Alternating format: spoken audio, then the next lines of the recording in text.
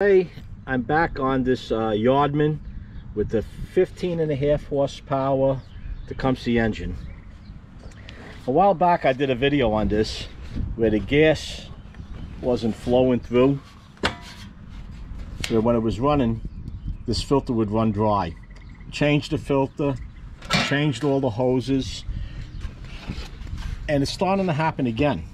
In addition to that, when it's running it's fine, but if I shut it off and go to start it, it won't start unless I prime it. Now, I'm pretty sure I worked on this particular carburetor about a year ago. I know I did a few of these Tecumseh engines, and I think this was one of them. I'm not 100% sure. But this is one of the plastic carburetors, and people have different viewpoints on them. I don't know. They all have their pluses and minuses. See, this air filter has to be cleaned. But I tried running it even without the air filter. And it still wasn't going anywhere. By the way, if you have one of these and you don't have the original air filter and you're looking for a number, the number on this filter is 36356. That's 36356 if you have to get one of these filters. And if you Google it, you could probably get a knockoff someplace for a lot less than the original. Now, they're going to nuts and bolts. I'm going to take this whole manifold off over here. There's a screw over here, Phillips screw, and there's another one on the bottom. And once I get this off, I'm going to put it on the bench and we'll see what we have at that point. If this is the one I worked on, I'm not sure if it is. I remember changing an O-ring on the inside. The O-ring swelled up, and I'm wondering if that's what's going on now. Maybe that O-ring's swelling up and it's keeping the gas from going in. At first I thought maybe it was a vapor leak because this hose is longer than what the other one was, and the reason it's longer because I put this cutoff on, and to have the cutoff I needed to make it longer so I could reach it. I even tried tying this against the fender away from the engine so it wouldn't get the heat to get the vapor lock. That didn't work. So I'm not sure what's going on with this. Even before this gas flow situation was there, you still had to prime it. Now if I open this valve up, you will get enough gas in here to fill this filter, but as it's running this will run dry. And again, tank is clean, it was empty, I flushed it out. The nipple on the bottom is clean, the hose is new, this is new, and that's about it. Well, once I get it off, like I said, once I get it off, I get it inside on the bench, we'll see what I have. All right, I have this carburetor on the bench now, and I'm trying to get the best lighting possible for this video. For some reason, when it's reflecting off this white paper, it's turning blue up here. But I did work on this carburetor once before, I checked. And right in here, there was an O-ring that swelled up that kept it from working. And also, I put it back on, it still wasn't working. I took this whole carburetor apart because inside of here, just like on the Briggs, they have 3 little holes that you want to make sure they're cleaned out. If you're just checking the bottom, you don't have to take this whole assembly off. And when I was pointing to it previously, I said these were Phillips screws. They're Torx screws over here. 2 Torx screws hold this assembly on. Now, if you were just taking this off, make sure I'm in view here. It's hard for me to see this. Let's see. If you were just going to get the bottom off, somebody asked me in the previous video that I had, how do you get this bottom off? It's very simple. See this flange over here? It curves in. You just pull this up. Keep in mind it's plastic. If it's not coming off easy, just have a little bit of patience. But you don't want to break this plastic piece because then it'll be over. There we go. So if this was on the if this was still on the engine, you would just pull the snap ring off. This one just happened to fall out. If I remember correctly last time, I had to do a little wiggling. And this is what you're looking at. Inside of here, there's the spring. Don't lose it. You saw how this one just fell right out. And the way this works is your fuel line coming in. Here's your float. This one has the anti-kickback solenoid on it. You have to watch that these things don't go bad on you. Just like on the Briggs carburetor. The Briggs has them underneath. This one has it over here. This requires a 1/2 inch wrench, and it has to be a little on the thin side to get in there. This is where the problem was before. I'm going to check this first. This is a Mac. If you don't have a Mac and you have an old Craftsman 1/2 inch, just grind it down. You'll need it on the other carburetors anyway if you have other machinery. And here we go. I'm hoping, oh, where am I? I'm hoping this is where the problem lies. This is the solenoid. I'm going to connect this to a jumper and see if it clicks back and forth to make sure this is working correctly. When turn ignition on, this should go in to let the gas flow through. There should be another spring in here if I remember correctly. Yep, there it is. And this is the spring, and this is your jet right here. This is the jet. Let's see. Okay, it's clear. I can see right through. See if I get this on camera.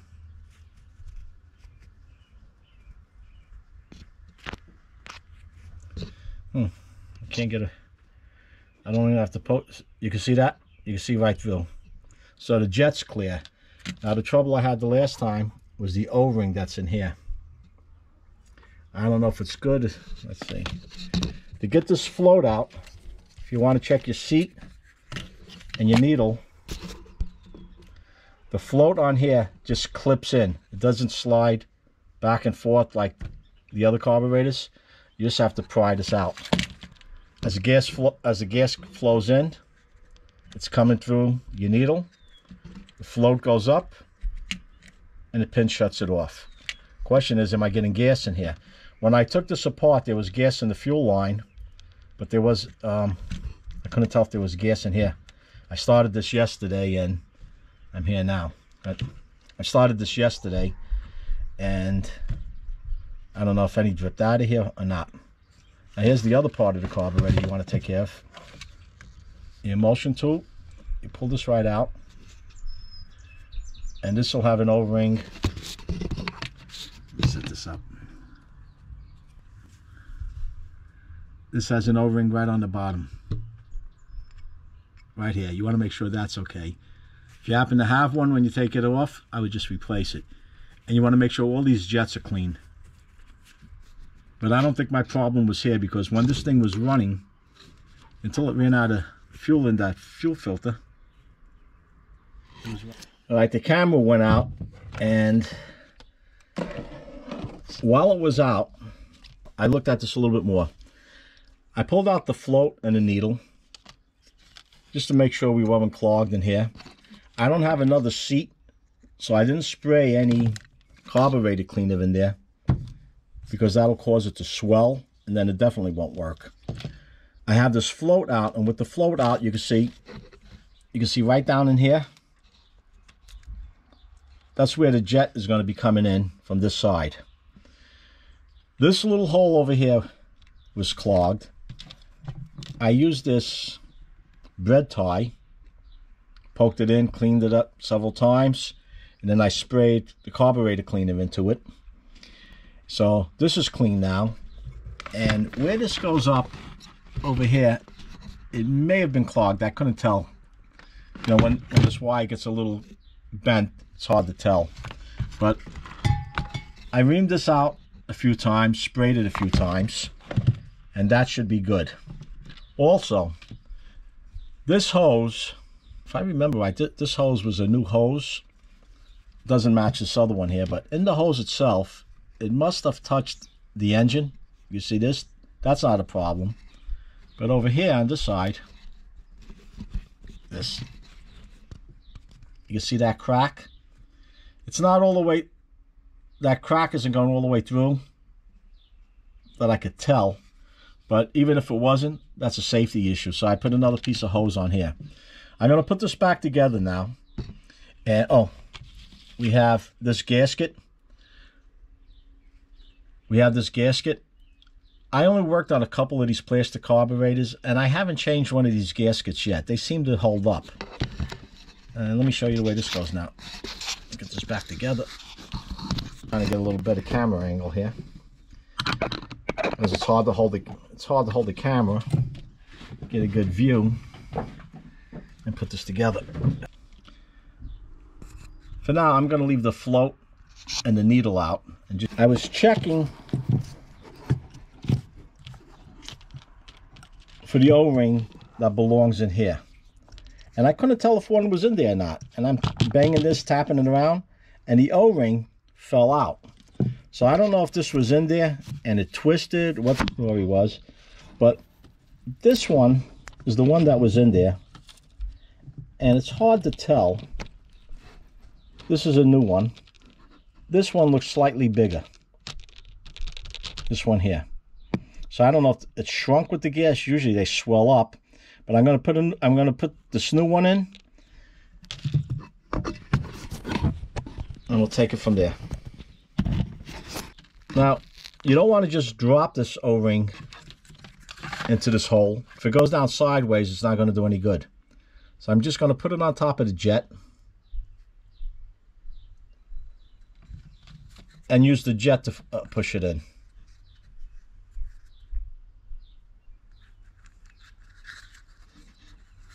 Now, you get a view of this.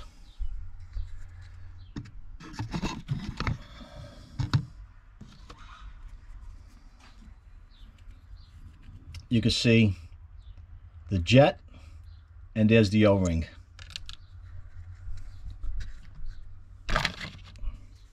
We'll screw the anti-kickback solenoid in.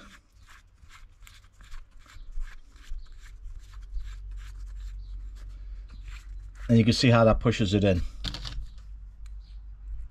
When this is energized, this little piston will go in. We'll let the gas flow through, and we should be good. Let me tighten this. You want this snug. Keep in mind it's plastic. You don't want to tighten it until you hear it snap. Okay, that's in. Next, we'll put the float and the needle in, and this just snaps in.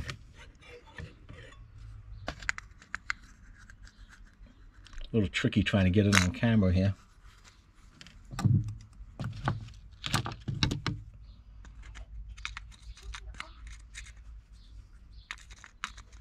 Hi, Grandpa. Hey, John. We're going to make room. Yeah, let me do this, John. Let me do this. Okay. Okay. I'll put this under the... Okay, that looks even. All right. So this is snug. That's in. And again, this is the hole that was clogged. I don't know if that's what the issue was. To get this back on, you can see the indentation from where it was. And you have these two pins. It only goes on one way.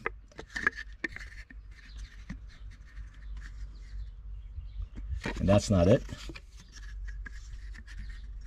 There you go. That's how that goes on. Ocean tube.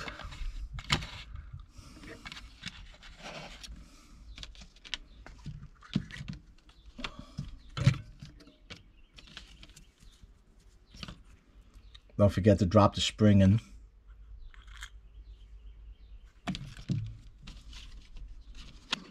Okay, and this is this lever to hold the bowl on. You want it in front of this tab. See how it's rounded so it can slide.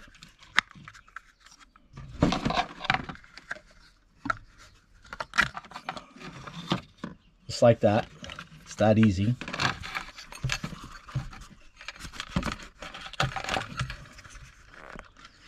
Trying to keep this in focus. I'm trying to keep this in view. And have everything Trying to keep this in view. There we go, and that's it. So we cleaned out the inside of this. We put the new hose on. This is working. Solenoid's working. The inside of this is clean. We have a new hose. I'm going to remount this onto the engine, and we'll see how... I'm going to remount this onto the engine, and we'll see if we have success or not.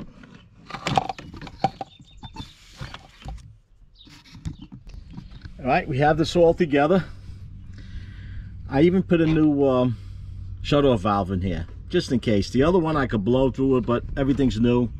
So now I know this is new all the way from the tank to the carburetor. This is on. You got to remember to put the 2 wires on for the anti-kickback solenoid. Otherwise, nothing's going to happen. Now we'll see if it's going to work. Oh, I had to put a battery jumper on it because this battery's really weak. And let's see what we have now. Full throttle. Choke is working. Bring it back a little on the throttle. And let's see. Oh. Okay, that's on.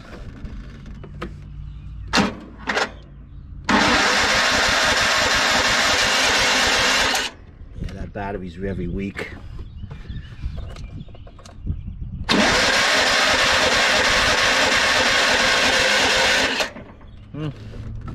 Well, sounds like more of the same. I had this off, so maybe this might be this. With this being off for a while and the carburetor being empty, it might take more to fill that carburetor to get it into the engine. We'll try it a few more times and see what happens.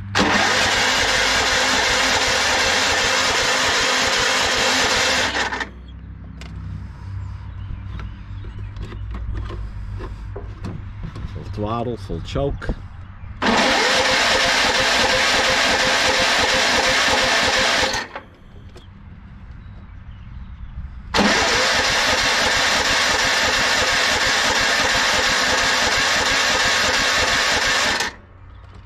That should be enough now. Back off on the throttle a little.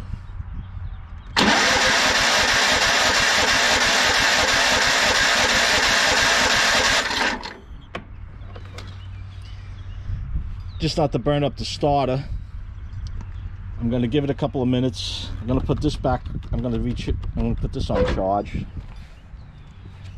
What kind of charge I have on it now? Okay, this isn't even at 13 volts yet. Oh, it's way down. Oh.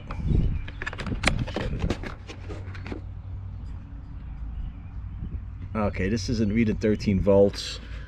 I'm going to charge this up. Let this gas flow. Let this gas flow over here. And we'll see what happens when I come back after this is charged for about an hour or so. Oh, and something else I noticed on this. When it was running, when I primed it, I thought I smelled some burning. When I put the belts on, this is before I took this apart, when I put the belt, when I engaged the blades, this was smoking up. Come to find out, this spindle is almost seized. So this is going to be another job I'm going to have to be taking care of before I could use this tractor. This tractor is becoming a career. Anyway, once that's charged, we'll be back and we'll see what happens then. In charge. Okay. Yeah, the charge goes down fast. 68. All right. I have this charged up. I left the gas valve open. There's plenty of gas in here. This is dry. I didn't put any starting fluid or anything in, and we're going to give it a shot. Johnny, come on the side. Johnny, my cameraman's going to hold the camera for me while I try to start it up. Okay. Choke is up. Throttle's up. Okay, here we go.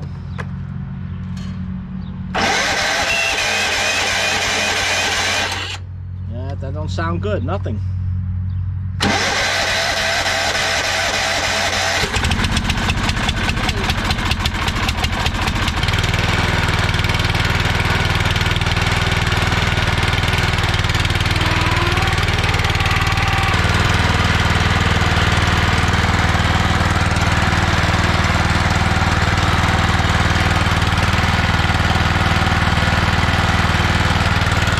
that's a wrap on this. If you have any comments or questions, post them down below.